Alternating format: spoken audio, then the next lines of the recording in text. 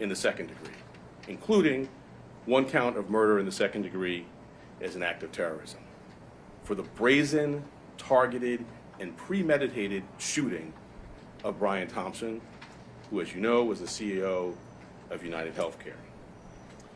This case was made possible by the collaborative efforts of the phenomenal public servants you see before you today, and so many others who are not here. I'm honored to lead the Manhattan District Attorney's Office and privileged to serve alongside Assistant District Attorneys Joel Seidman, Kristen Bailey, and Zachary Kaplan, who were working from the outset, hand in hand, with the greatest police department in the world. Chief of our trial division, Lisa Del Pizzo, and the Deputy Chief, Chris Prevost, provided sage oversight and direction. And I want to acknowledge our high technology analysis unit. There was a lot to be processed here. Steve Moran, in particular, who heads that, and Marco Popic. We are privileged here at the DA's office to work every day with the phenomenal public servants at the NYPD. It has been a distinct pleasure to work besides Commissioner Tisch, an exemplary partner, and Chief of Detectives Joseph Kinney. Almost every day we're in touch, and his leadership is second to none. And then Deputy Commissioner Rebecca Weiner, who, as I tell her, there are a lot of challenging things happening in the world, and I sleep better at night knowing that she is the Deputy Commissioner in charge of terrorism.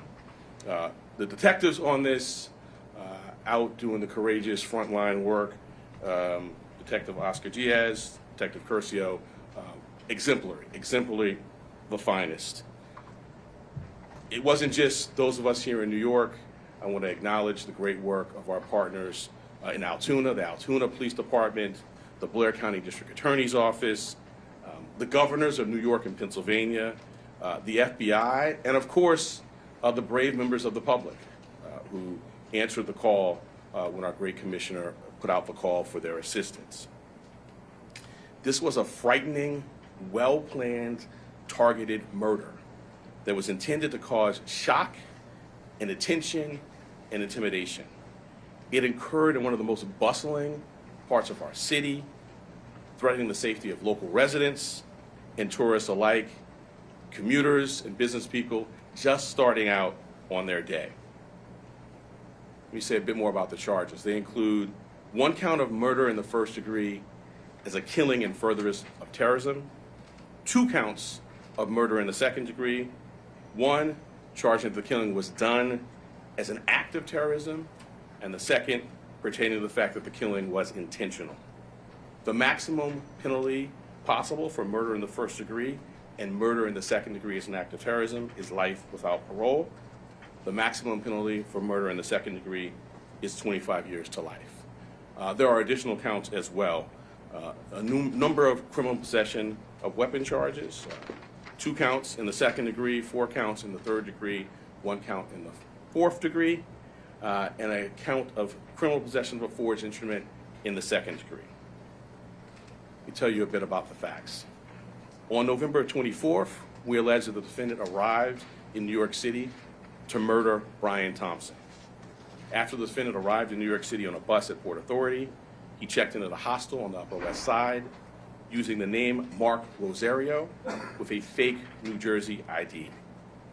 On the morning of December 4th, the defendant left the hostel just after 5:30 a.m. and traveled to Midtown. For nearly an hour, we allege the defendant waited in the area near the Hilton Hotel, waiting for Mr. Thompson to appear. From 6:38 a.m. to 6:44 a.m., the defendant stood across from the entrance of the hotel on West 54th Street. When he saw Mr. Thompson, he crossed the street and approached him from behind.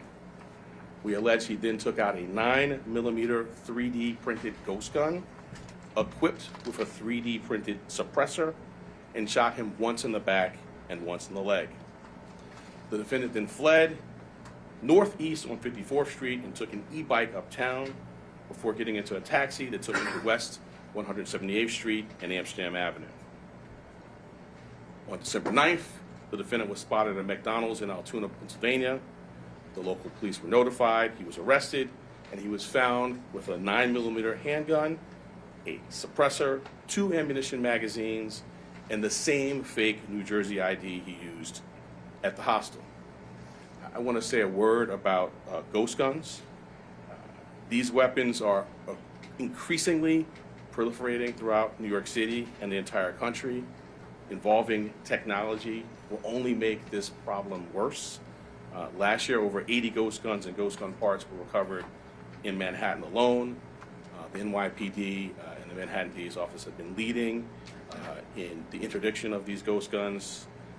And one thing I want to make clear, they're unserialized, they can be printed out, but as this case tragically makes clear, they are just as deadly as traditional firearms. This will remain a priority for us here in Manhattan. Finally, I know there have been questions about the extradition process. The latest that I can offer you is that the defendant is currently scheduled to appear in court in Pennsylvania on Thursday morning, first for a preliminary hearing on his Pennsylvania charges. Immediately to follow that will be an extradition hearing. We have indications that the defendant may waive that hearing, in which case he'll be brought to New York forthwith. In any event, we have been preparing on parallel paths, and before the hearing, we'll send to the governor of the state of New York the paperwork that would be necessary if he does not waive during that hearing. I now want to turn over to our great commissioner, and when I do so, I wanted to thank her for her partnership, not only on this matter, but on all we do every day together. Thank you.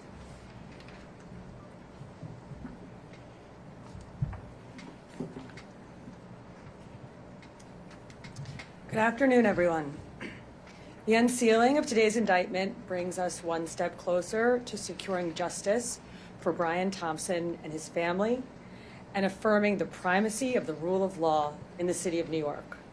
NYPD detectives worked tirelessly to piece this case together, and along the way, the Manhattan DA's office made sure we had every legal tool available to us. Whether quickly providing subpoenas to assist with our evidence collection, or traveling with us to Altoona, Pennsylvania last week after the apprehension, our partnership made this a successful investigation. So I'd like to thank District Attorney Bragg and his team for their work in bringing this case forward. Part of that work included the relentless collection and analysis of surveillance video by our detectives, which ultimately produced a clear image of our suspect. That image was shared far and wide through the media, and thanks to an observant McDonald's customer and the employee who alerted the police, Mr. Mangione was quickly brought into custody. This outcome is why we always emphasize the critical role of the public in our public safety mission. So again, I want to thank everyone who saw something, said something, and did something. That is why we have a suspect in custody today. As DA Bragg said, Luigi Mangione is now formally charged and indicted for murder. And let me be perfectly clear. In the nearly 2 weeks since Mr. Thompson's killing, we have seen a shocking and appalling celebration of cold-blooded murder. Social media has erupted with praise for this cowardly attack.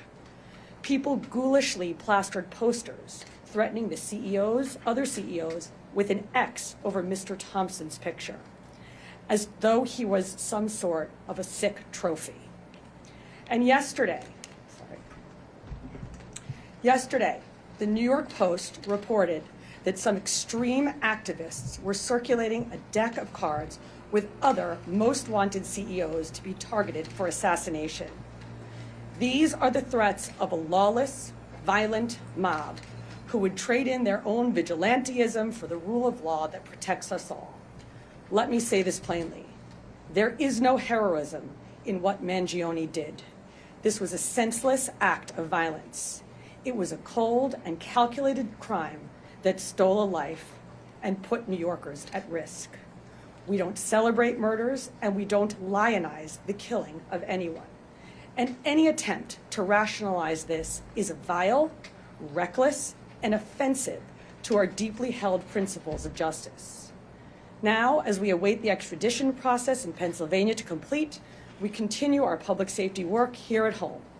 That includes our focus on the growing threat of ghost guns, one of which was used in this attack. The NYPD remains committed to tracking down and removing these untraceable weapons from our streets. And we will do that work hand in hand with District Attorney Bragg here in Manhattan and in every other borough to ensure that those who possess, distribute, and use these weapons are held fully accountable. Finally, I want to again thank every member of the NYPD, uniform and civilian, working on this case, led, of course, by our great Chief Kenny, whether in Midtown North Squad, Homicide, Crime Scene Unit, Intelligence Bureau, and everywhere else. All of you contributed to today's indictment, and you've brought the Thompson family one step closer to justice in this case. Thank you. I'm going to take on-topic questions. Shayna? Dear Brad, could you please elaborate on the terrorism theory that backs up the murder in the first-degree count? What elements do you expect to be able to prove? Sure. So, in its most basic terms, this was a killing that it was intended to evoke terror, and we've seen that reaction. The statutory elements we can go into, but its most basic term, that's what this is.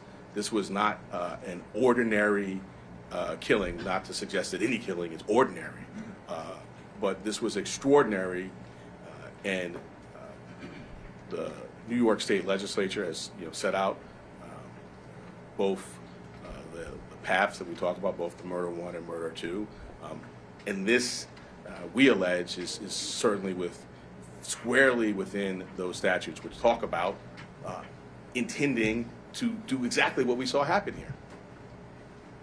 Anthony?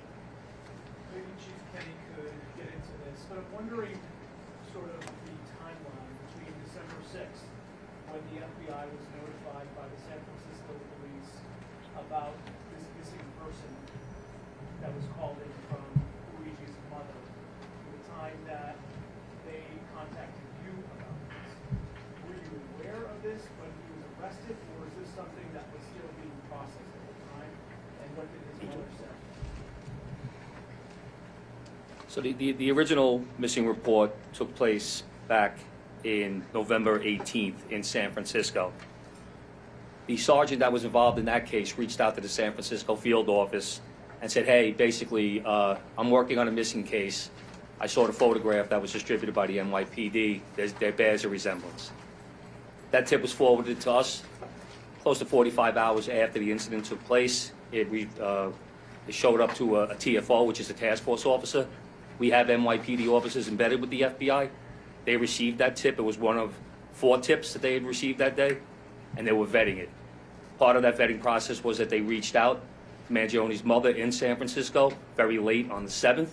They had a conversation where she didn't indicate that it was her son in the photograph, but she said it might be something that she could see him doing. So that information was going to be passed along to the detectives the next morning, but fortunately we apprehended it before we could act on that.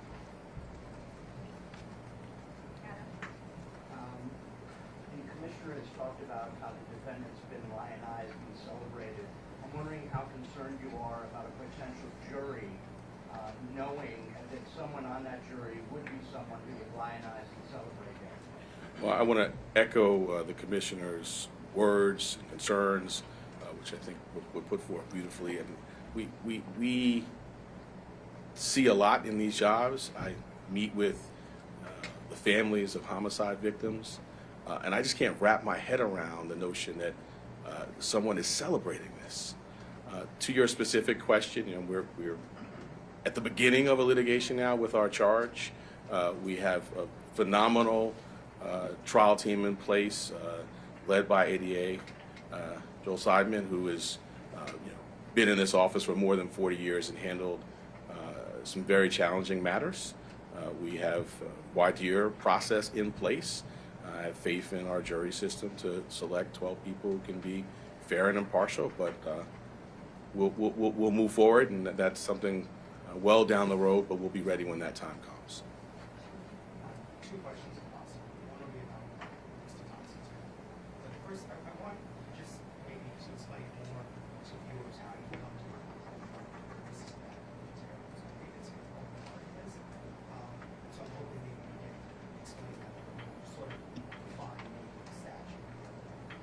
Sure, and my point, I mean, the statute talks about attempts to influence or coerce a civilian population. The statute talks about intending to influence a policy of government, and it talks about seeking to put forth things sort of similar to that by murder. So the statute, plain language of the statute is clear. Obviously, we've charged it, the grand jury has voted on it, and we intend to go forward and prove it. But I think it does help to take a step back and think about the proof in the case, some of the writings. I'm not going to get into too much of that, but and the actual reaction. In the middle of Midtown, the beginning of a busy day, tourists, commuters, business people, the intent was to sow terror. And if I could just on Mr. Thompson's matter, sadly, as you say, not a lot of focus has been given to Mr. Thompson's stories. I'm wondering if the services folks, including the folks in your office, have been talking to them about what that's been like, or if there's anything you can say about that. I'm not going to talk about communications with the family other than to say that we have a robust survivor services staff here that is second to none, but I would not talk about communications with any family. I don't think it'd be appropriate. But I appreciate your concern. Well, it's just because, like you're saying, there's so much focus on the suspect. It's quite different. I echo what the commissioner said, and the sentiment of your question, my heart goes out to it. This is a significant piece of what we do here, is we center the trauma of survivors and victims and their families. A significant piece of what I do is sit across the table and look people in the eye, and when appropriate, if they want to, offer a hug. And we have dedicated advocates and counselors and great staff that focuses on that. So I agree completely with you, and I wish that that's where the public's focus was exclusively. That's where it should be. That's where it is here, in addition to obviously the facts and the law and the case. But because of respect for where your question's coming from, I'm not going to get into communications. For the Commissioner, maybe Chief Kenny, given the celebration of the election that you described, I'm wondering if the NYPD is shifting any of its practices, or you guys talk to CEOs at this point, or employing in different places than you were before?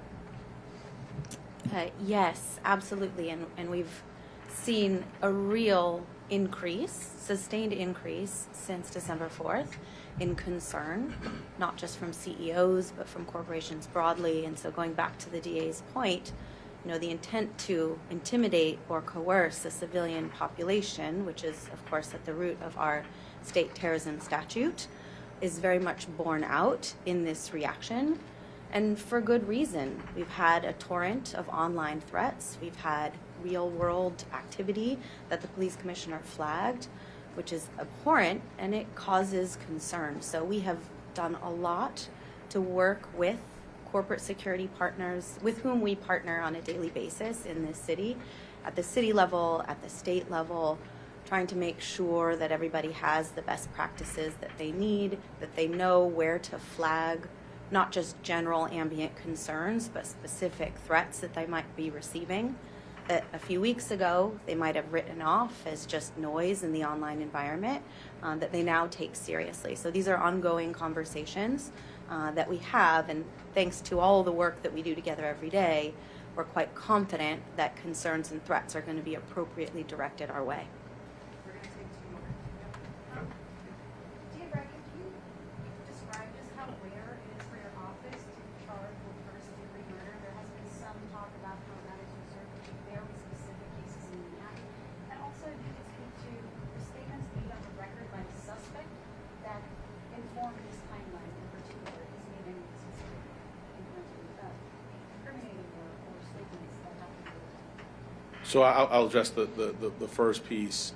The first-degree murder statute has a number of subsections. They're sort of clearly delineated, and they are reserved for, the most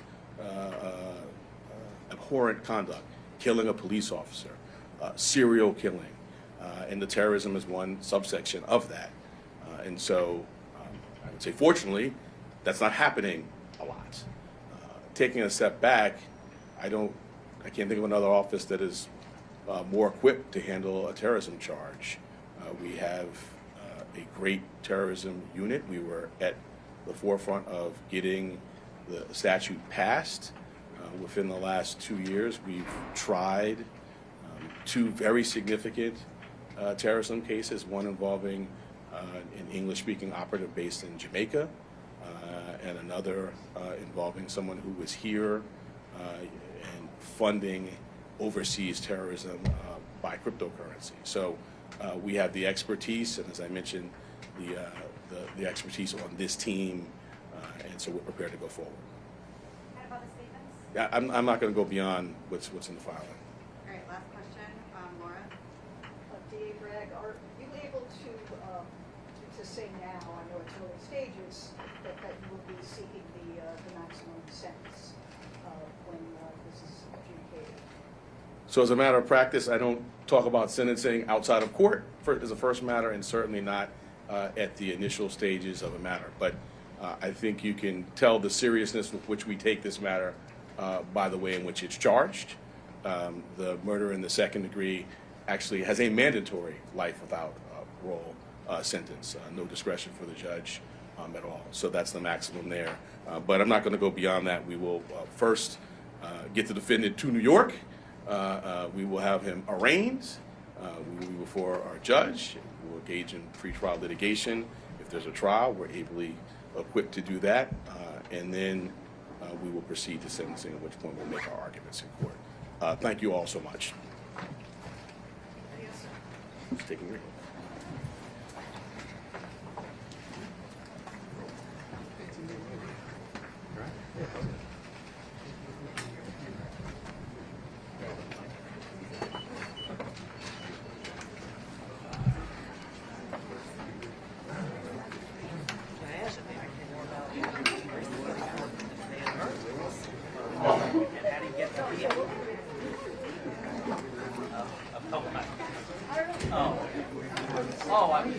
I'm just telling John. Want to let you know what I told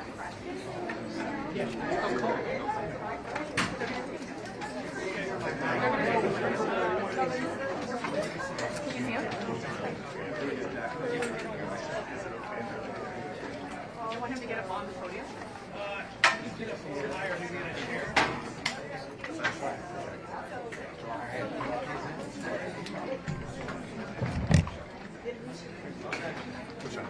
I know, I can't remember. That's the first time I saw that.